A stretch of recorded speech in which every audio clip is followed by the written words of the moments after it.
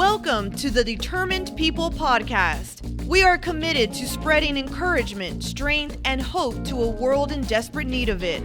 Everywhere you look in today's culture, you see stories of remarkable people experiencing remarkable success. Our show focuses on the backstories of everyday, relatable people who have achieved greatness in their lives. We focus on the story behind what we see in the world. Our hope is that you find yourself in these stories, that you say, if that person made it, so can I.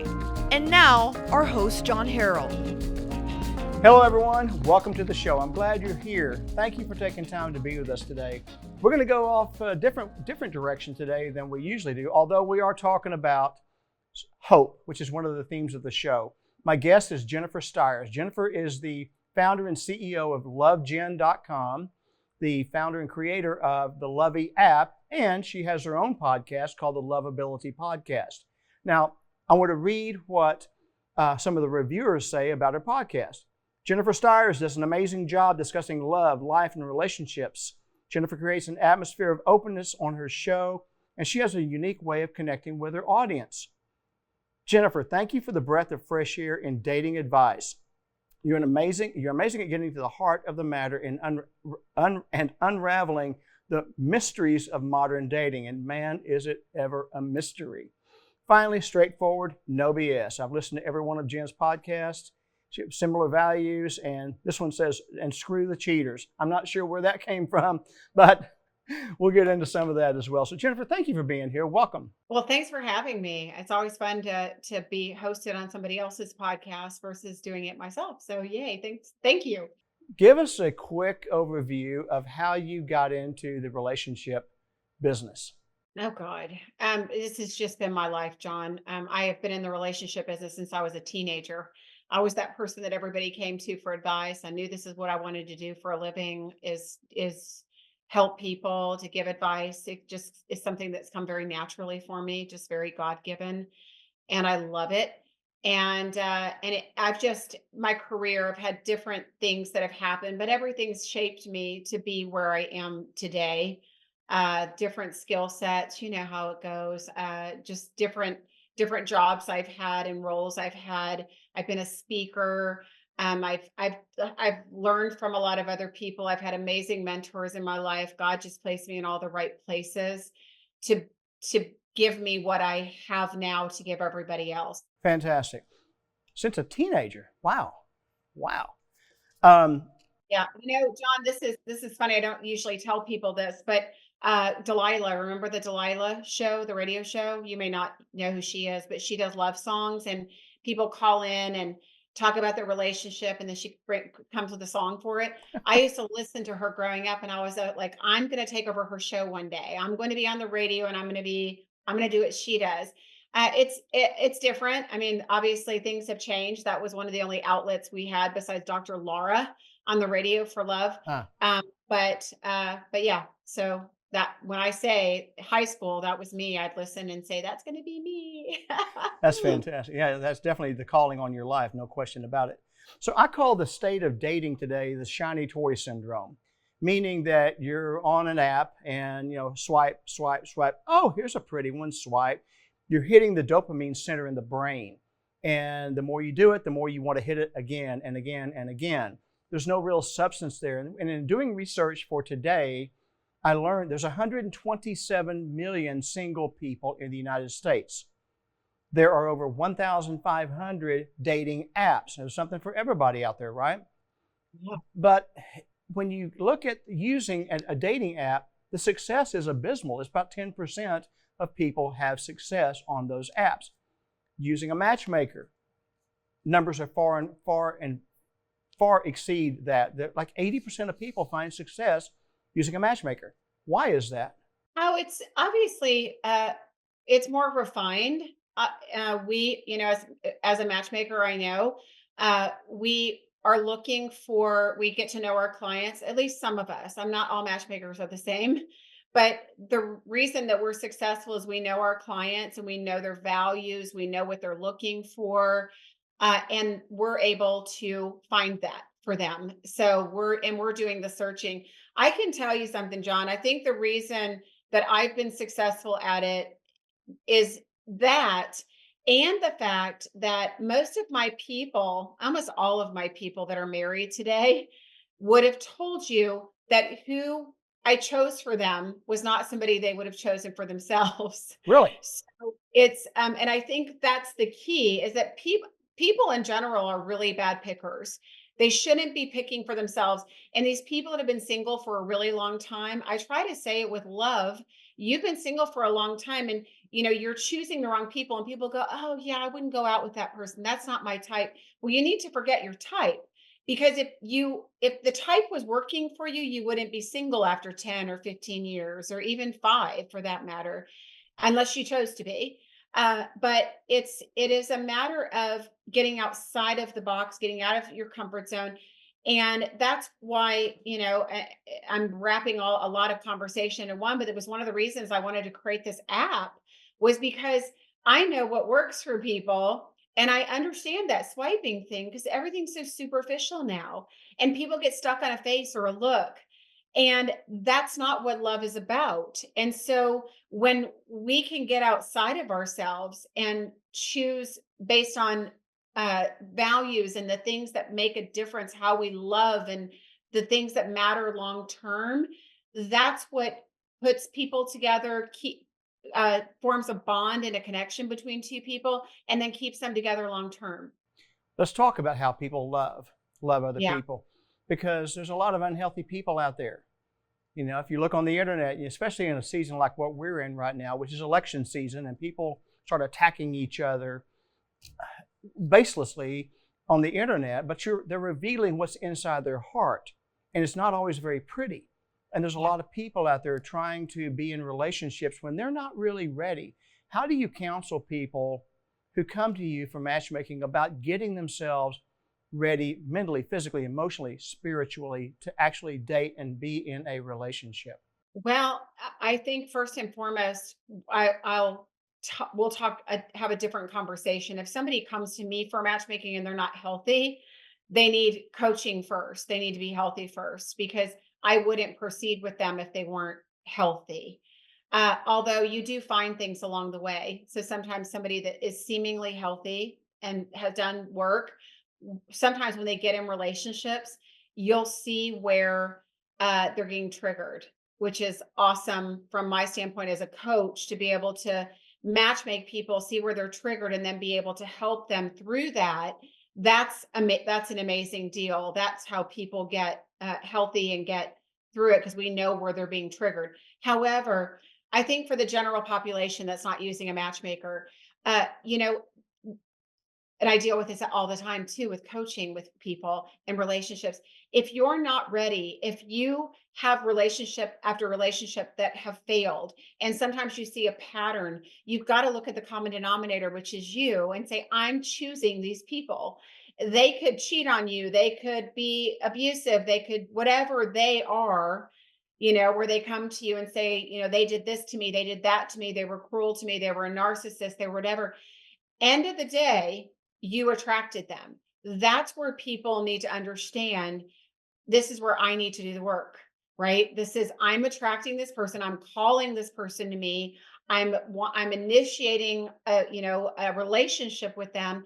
What do I need to look at in me that is drawing this in? And what am I attracted to, and where do I need to heal still? And there's a lot of people that haven't healed, that aren't yeah, and that, John, is the hardest part about that. Is you're out there single, you're looking for love, you may find an amazing person, but you will ruin a relationship with an amazing person who may have been meant for you, who could have been perfect for you, because you weren't ready and you weren't healthy.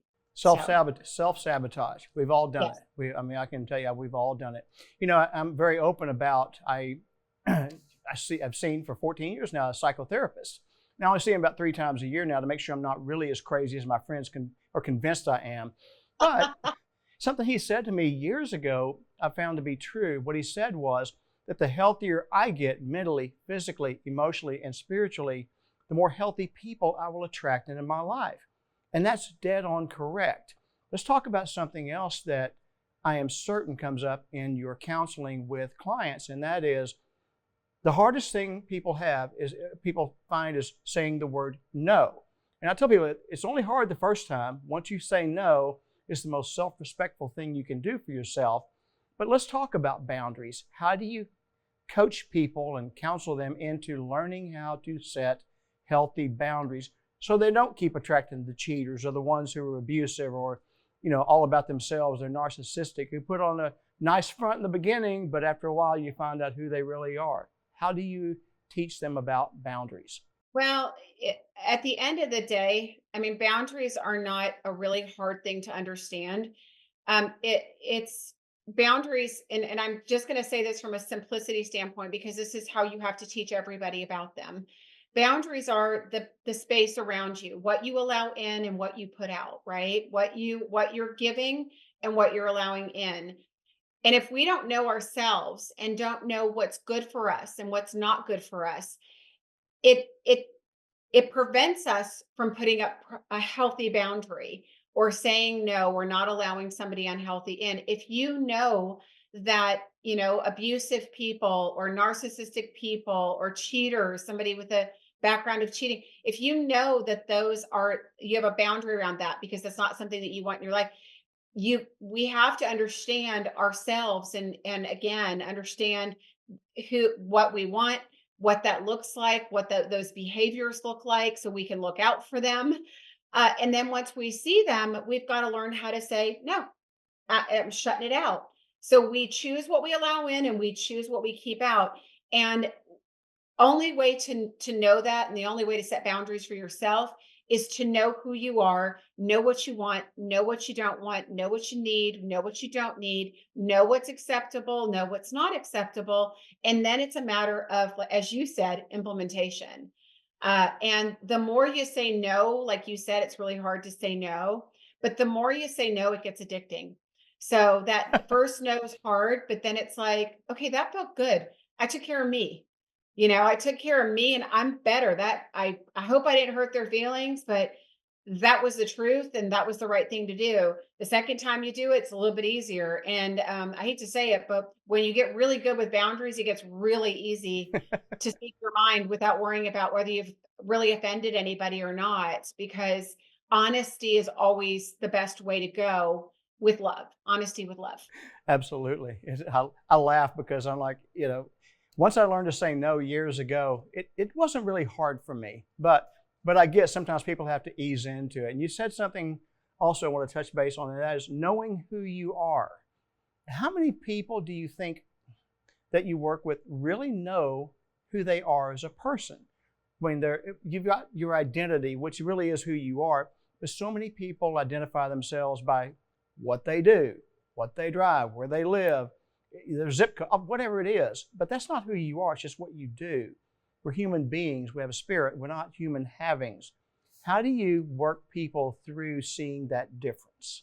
Well, I'm going to give people a good plug here in the fact that I feel like people have really evolved. We have a society that supports uh, being conscious and emotional, health and emotional intelligence. These aren't terms that people don't know about, intelligent people anyway. And so I feel like given the right opportunity, I'm sorry, I've a cat running around here that's got the zoomies. I don't know if you but given the right opportunity, people are going to be healthy and try to stay healthy. And and so but I am seeing this more, John, and I will tell you, I think the thing that makes me the most hopeful is I'm actually seeing a lot more men doing the work and becoming more self-aware than I am women. Women that tend to be one of those things that women have done counseling or I've done therapy or I talk to my friends, whatever. But I'm seeing a lot of men ever since COVID. It was like a shift for men. And so I mean, here you are. I mean, you popped in my life and you have a lot of wisdom to share and you're vulnerable and you're not afraid to share it. I'm seeing this with a lot of men, and I think it's a great shift. So how many people are self-aware? I think a lot more than they used to be. And I have to say, and don't get mad at me, ladies, but because there are a percentage of ladies that are so self-aware that have done the work and are not stuck on, I've done therapy for 10 years, therefore I'm healed, which, I'm healthy. That doesn't make you healthy just because you did therapy. What Mhm. makes you healthy is that you did the work and you worked through whatever it was. What I'm seeing is that a lot more men are healthy, ready, and available for love and are having a hard time finding healthy women. Hmm. Interesting. That's fascinating to me. Tell us, let me switch gears a little bit. Tell us about the Lovey app. It's different than like It is. some of the others. I don't want to name any others, but it's different. It's different. Tell us about Yeah, it. and I want people to be excited about it, but I do want to also say we just did our beta, and I just kind of closed shop on it for about a month and a half or 2 months while we make some changes to it. After beta, we're like, we want to make this better and this better and this better. So right now it's not available, but it will be come fall. As soon as we hit snuggle weather, we're going to be ready. But it's working. I just want it better. I think there's ways we can improve, and user feedback, all that good stuff. But the Lovey app is a matchmaking app. So it is designed based on what the philosophy that I said at the very beginning, and that is that people can't choose for themselves.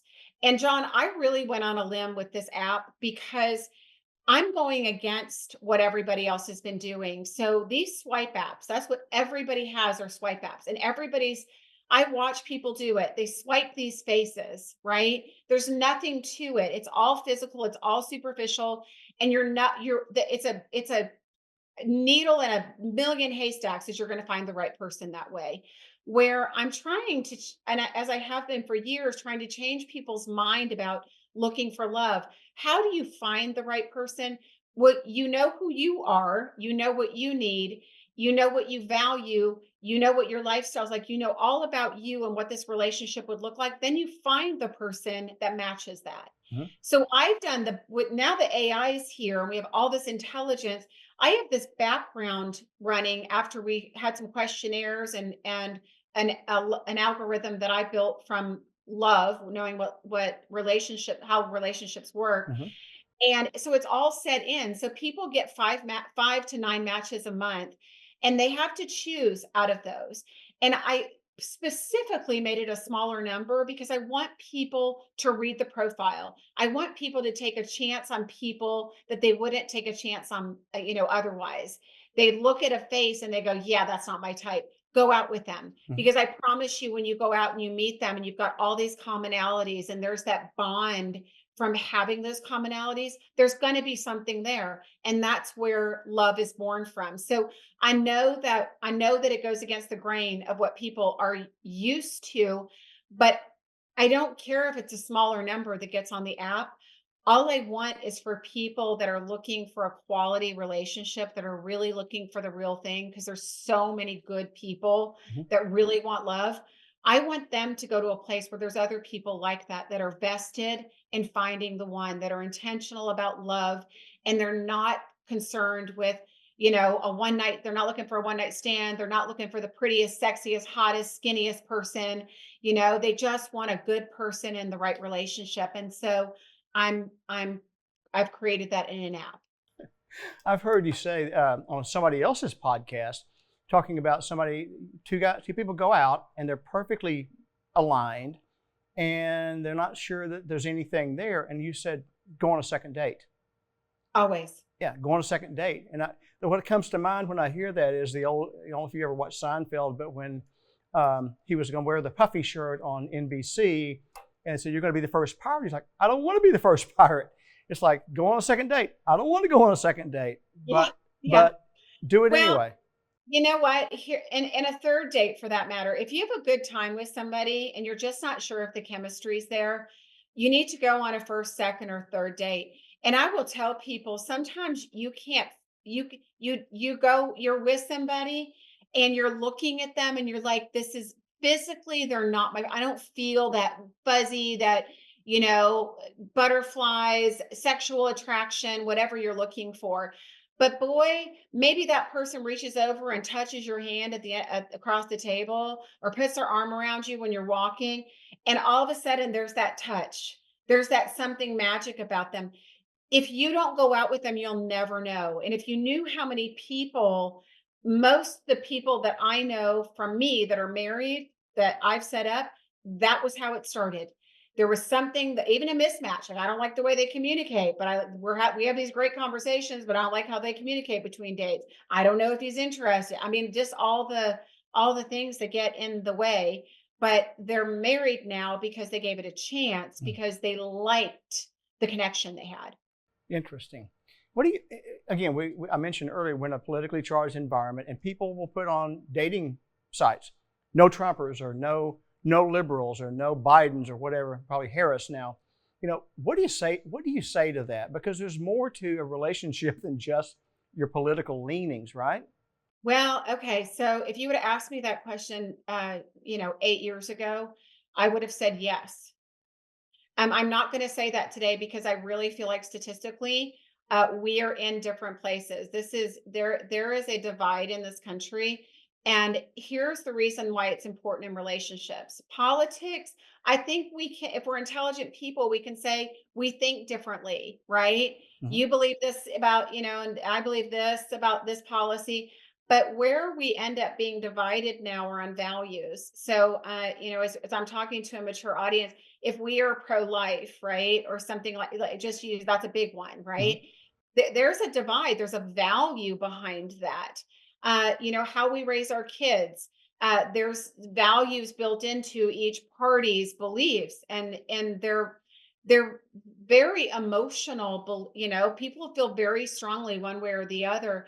So I have to say these days, and I see people trying to post politically, and they're like, I don't want to fight. I just want to say this, and then it turns into a giant fight. So, because it's a very charged topic. But I do think there's a lot to politics now. It involves our values at our core of who we are and what we believe in.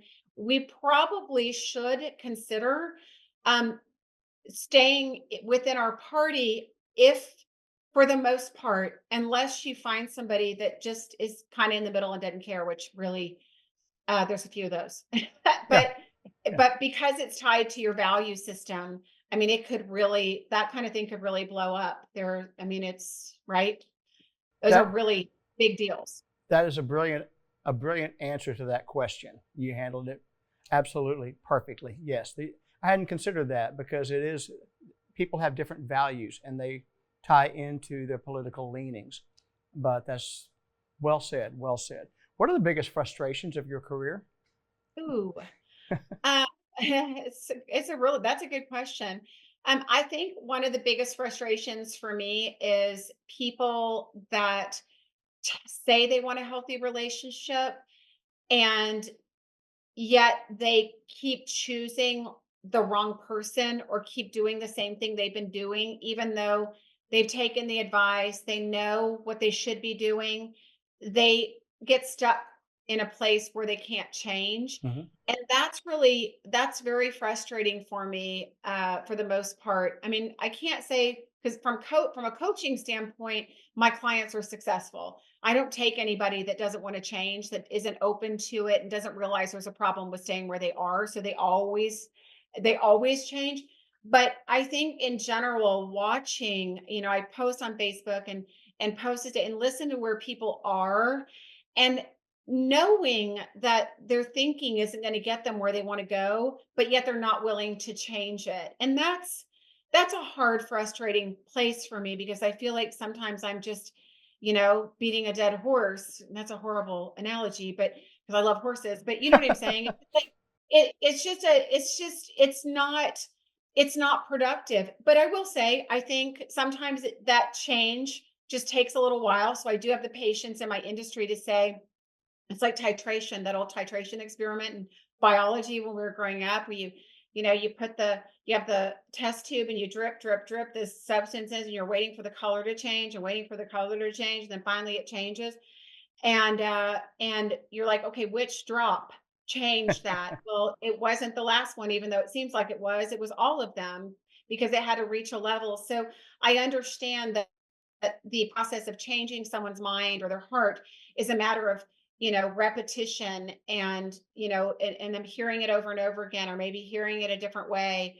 So I when in teaching I try to say things about 5 different times in 5 different ways so that it hits everybody.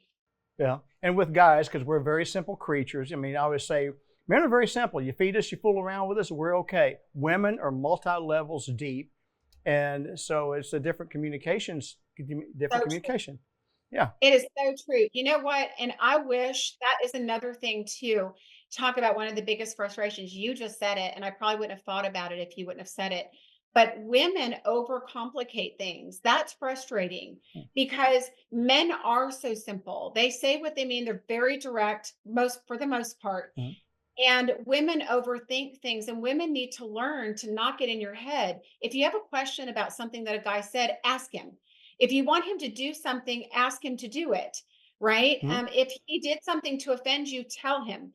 It's just so simple versus sitting back, stewing, thinking about it, or over processing. Like, does he like me? But he said this, and the way women get in their head, they ruin it. And John, if I weren't involved from a matchmaking standpoint, could I just tell you how many relationships wouldn't be right now?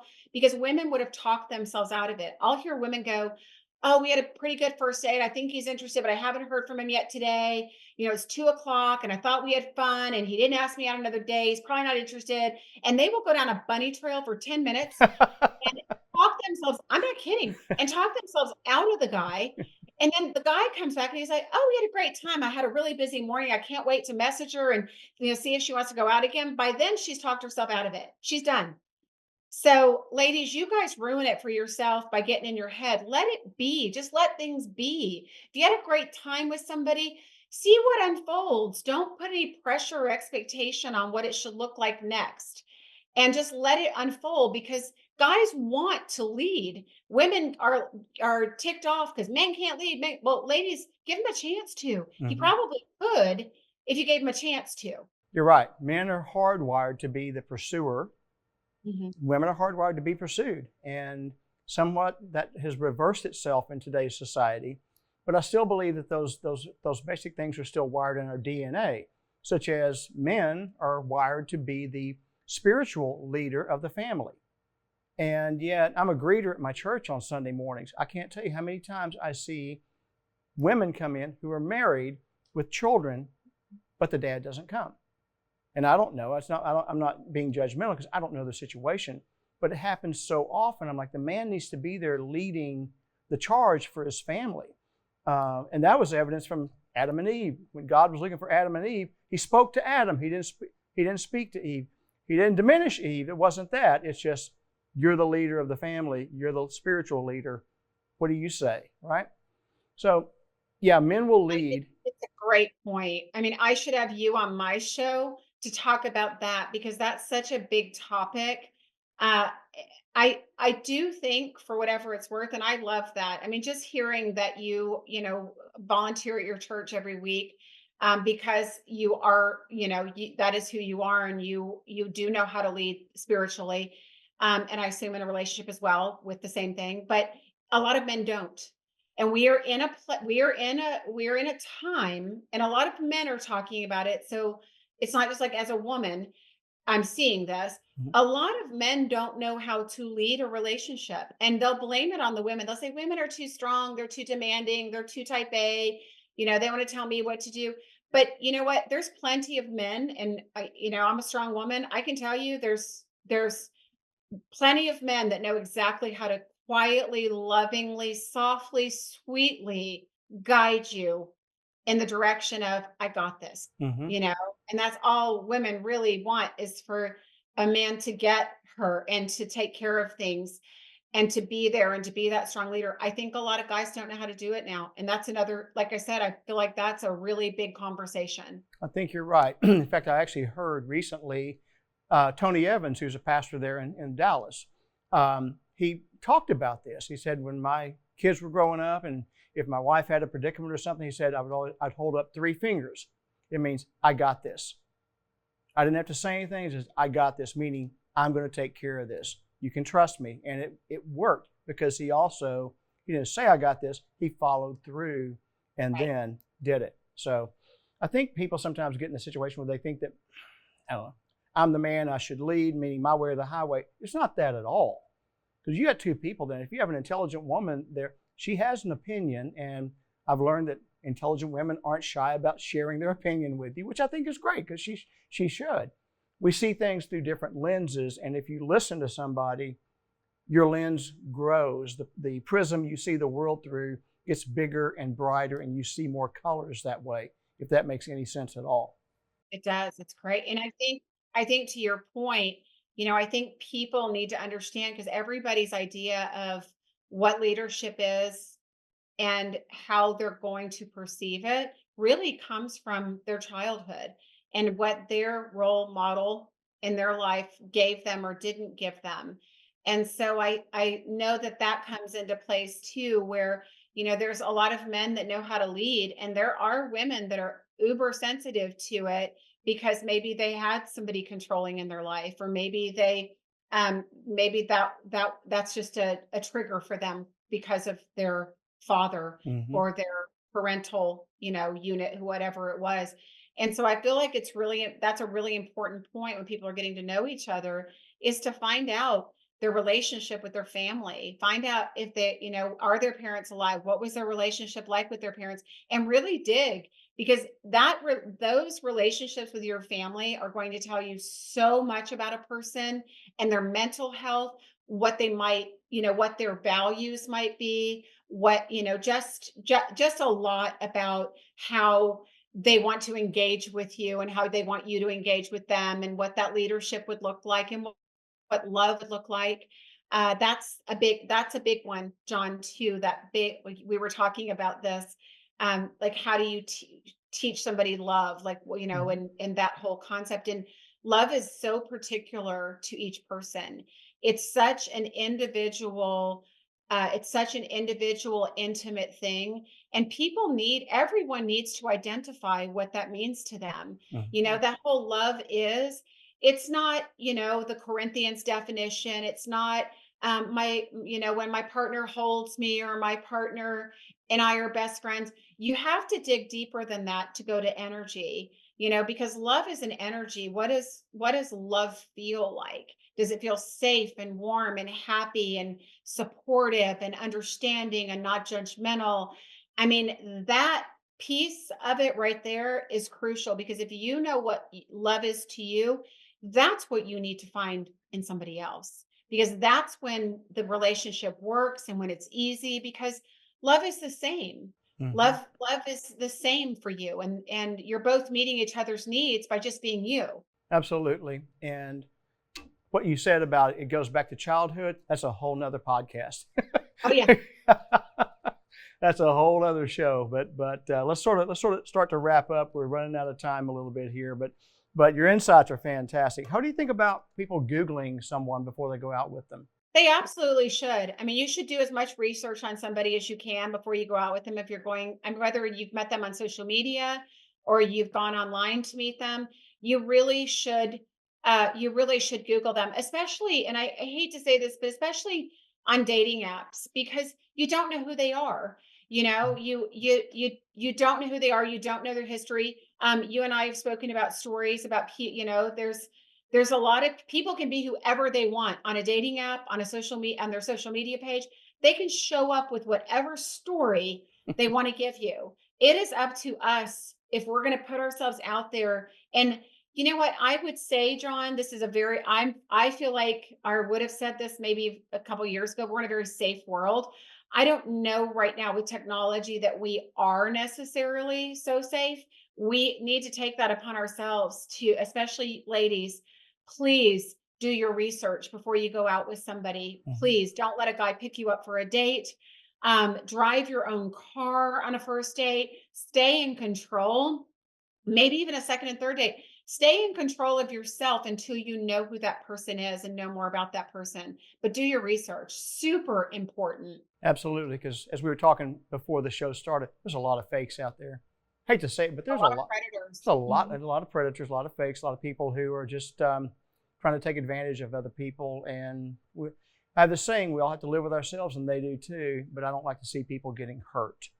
Right. I asked you what your biggest frustration is. What's your biggest? What brings you the most joy in your career? So many things. So many things bring me joy, but I think that I can't hear enough when somebody's somebody's gotten a revelation about their life or their relationships or about their patterns that I've been able to teach them, Mhm. nothing makes me happier than knowing that something I said to somebody made an impact to make them a better person or to make them available for love. That epiphany that they get, that is, I really do, I live for that. That's there's nothing, I love to teach, and so when people get it, Mhm. it's the best thing in the whole world. Fantastic. One last question. Jennifer, how do you want to be remembered? Ooh, what a question. Oh, wow. I've never actually thought about that. I just hope people would remember me as somebody who made a difference, that cared, and that left a mark on this world that was of a loving nature, versus whatever, other intention, political, whatever that may be. Mhm. That there's no agenda. My agenda is to make people happy and to help them. So I would hope that that would be uh, that would be my legacy. Well, from what I know about you and from what I've seen and heard and read, you're doing it. So thank you. Thank you for Thanks your for having me. contributions. Let's do this again sometime. And Definitely. again, thank you for coming on. You're a busy young woman, and I know your time is valuable. I appreciate you taking some time for us Oh, I today. loved it. Thank you. Great Great, questions. great.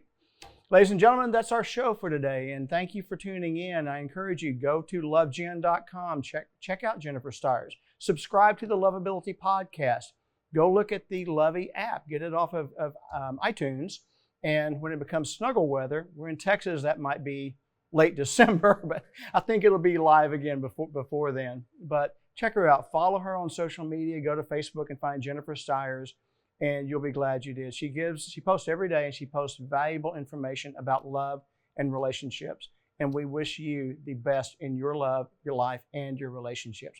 Until tomorrow, I'll be back tomorrow on the audio podcast with another 1-minute message of encouragement, strength, and hope, things our world desperately needs. Until tomorrow, until next time, be well.